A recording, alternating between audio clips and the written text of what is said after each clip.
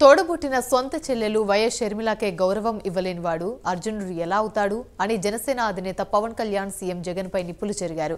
చెల్లెలు షర్మిలను కొందరు నీచంగా తిడుతుంటే అన్నగా వారిని అడ్డుకోవాల్సింది పోయి ఆయనే స్వయంగా ప్రోత్సహిస్తున్నారని విమర్శించారు.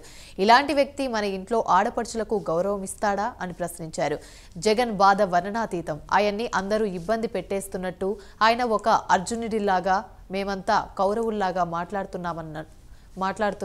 మాట్లాడితే మీరు పవర్ స్టార్ అంటున్నారు. పవర్లో లేని దానికి పవర్ స్టార్ ఎందుకు? నేను సినిమాల్లోనే ఆ పదం ఎప్పుడు వాడను.